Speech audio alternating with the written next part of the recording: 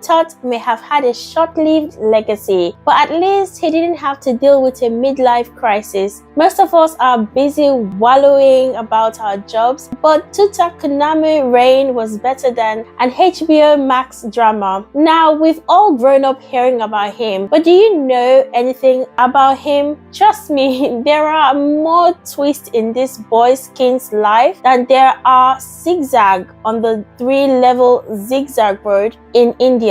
From an unexplained death to an ostrich obsession, your history books have been gatekeeping you from the life of King Tut.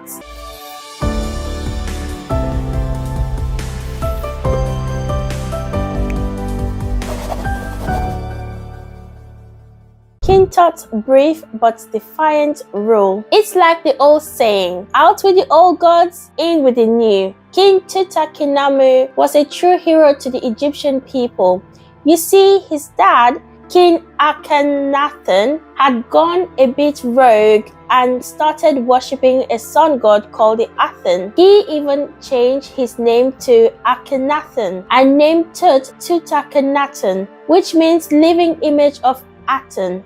But when Akhenaten died and Tut became king at the tender age of 9, he was like, nah, good on this Aten stuff. Like a true rebellious son with a daddy issue, he scrapped what his dad built. He decided to switch things up and bring back the old gods. So he changed his name to Tutankhamun, which means living image of Amun, the Egyptian god of the air. Tutankhamun restored the old ways of Egypt, which included the worship of many gods and the creation of new temples. It was like he hit the reset button on the whole religion thing. Tut didn't stop there though. He went ahead and issued a decree that restored the temple's image, personnel, and privileges of the old gods. And let's not forget about those sacred shrines of Amun that had been severely damaged. Tut began the long process of restoring those too. He took the broken pieces of Egypt's religion and art and put them back together like a boss. Not that he had a lot of time to do that. His reign was brief, and coupled with the fact that he started out as a kid on the throne means he had a short life. Between the years of 9 and 18, it's safe to say that he had to turn to anyone older for wisdom. But did they have his best interest at heart? One can only wonder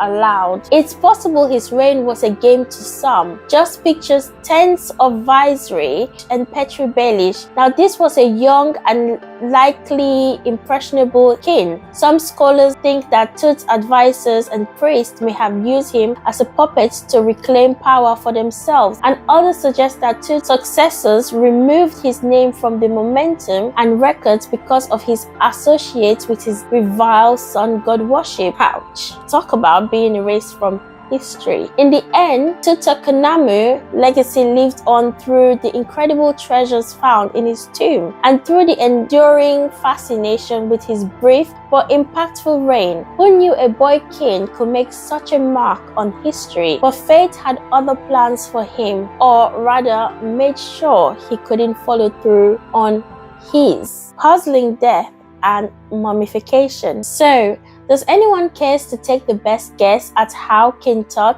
kicked the bucket? Okay, truth be told, we don't know either. Historians are still figuring that one out. He unexpectedly died when he was just 19 years old, which is really young for a king. When scientists studied his mummified remains in 2010, they found traces of malaria parasites and degenerative bone disease. If only anti-malarias were invented by then. But his death also caused a bit of a problem because he didn't have any kids to pass the throne down to.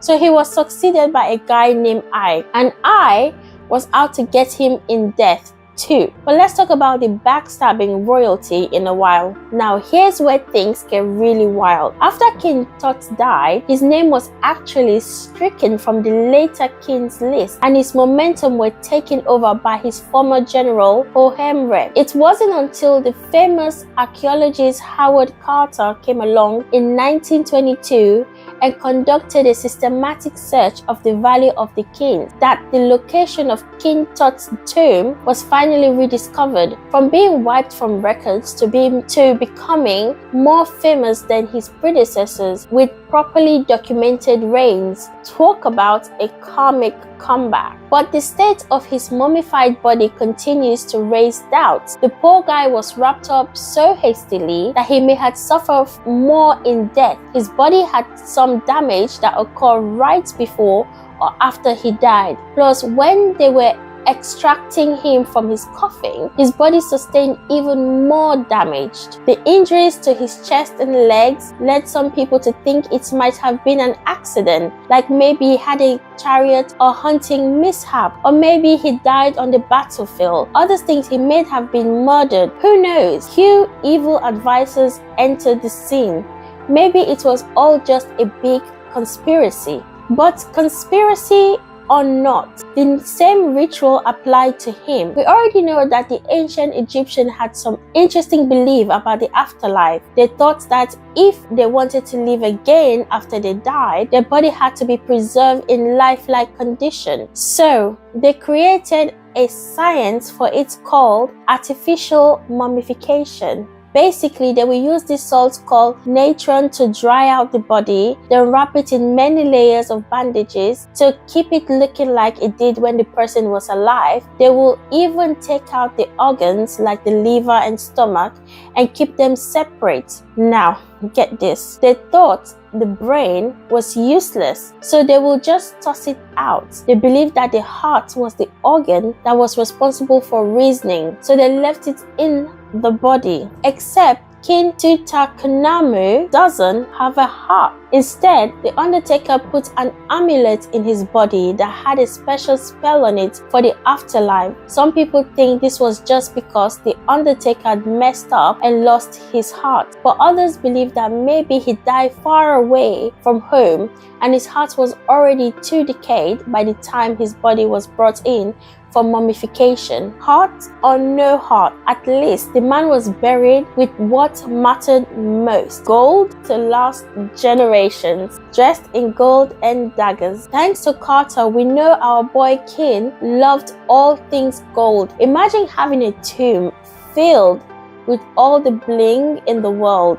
That's what Tutankhamun tomb looked like. His mummy was surrounded by 3 coffins, the innermost one made of solid gold, while the outer ones were made of gold hammered over wooden frames. Our young king even had a gold blade dagger and a golden portrait mask on his head. Talk about being a golden boy. But wait, there's more. The boy king also had an iron dagger with a golden sheath, which was a rare and valuable possession at the time. And let's not forget the other 16 miniature icon blades, a tiny iron headrest, and an iron amulet found in his tomb. It's like Tutankhamun was preparing for a tiny Iron Age battle in the afterlife. The other rooms were jam-packed with furniture, clothes, statuary, weapons, staff, and countless other objects. You name it, he had it. What most really put Tutankhamun on the map was the treasures of Tutankhamun exhibit that toured the world in 1960s and 70s. His treasures can be found at the Grand Egyptian Museum in Giza, Egypt. But what's the best part about these findings? It seems that the iron dagger was a gift from his grandpa-in-law, King Tut of Mintanin. Beats a toaster any day. Aside from gold and ornaments, the discovery of his tomb led historians to a whole new world of the departed, the Valley of Kings. Once upon a time, the ancient Egyptian pharaohs loved to show off their wealth and power by building grandiose pyramids in the northern desert. However, as the times changed, so did their burial methods. In the New Kingdom era, they opted for a more subtle approach and started hiding their tombs in a remote location, the Valley of the Kings, located on the west bank of the Nile. In modern-day Luxor, the Valley of the Kings was the perfect spot for these secret tombs. They were tunneled into the rocks and had hidden doors, but inside they were spacious and filled with lavish decorations. It was the ultimate VIP resting place for the dead kings. Tutankhamun was no exception, and he had his sights set on a grand tomb in either the main valley or the western valley, where his grandfather was buried. But remember, his successor, had other plans for Tut.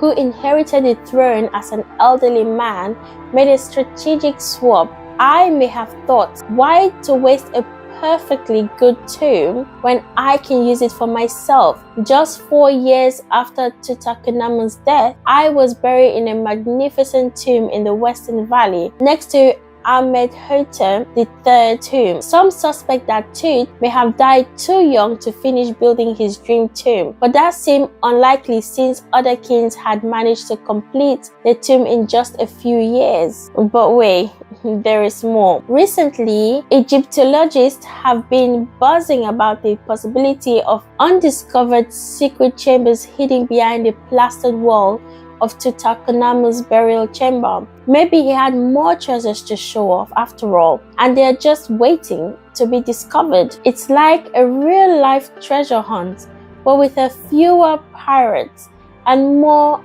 archaeologists. King Tut's wild hobby. Indiana Jones, sit down, will you? Tutankhamun was not just any king. He was a king who hunted his own ostriches, and he didn't just hunt them for the fun of it. He did it to show his control over nature and prove that he was a true boss. He even had a fan made out of their feathers, 42 alternating brown and white feathers to be exact. And get this, he hunted ostriches himself while exploring the desert to the east of Heliopolis, which is near modern-day Cairo.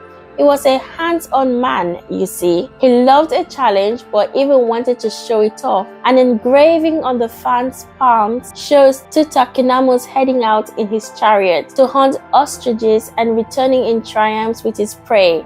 This wasn't just any sport, it was a substitute for battle, and that's how Tutankhamun got his adrenaline rush. But here's the kicker. Recall how Tutankhamun's body was badly damaged before he was mummified? Could it be possible that he met his untimely demise on one of these daring ostrich hunts? We can't say for sure, but the placement of his ostrich fan so close to his body is certainly suspicious. So let that be a lesson to all of you thrill seekers out there.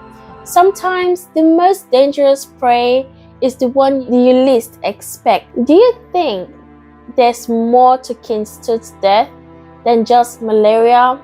Did his wild tendency to hunt animals did more damage than we think? And why was he obsessed with everything gold? Let us know in the comments below. If you like this video, give it a big thumbs up and make sure to subscribe to my channel for more videos like this, and I'll see you soon with another one.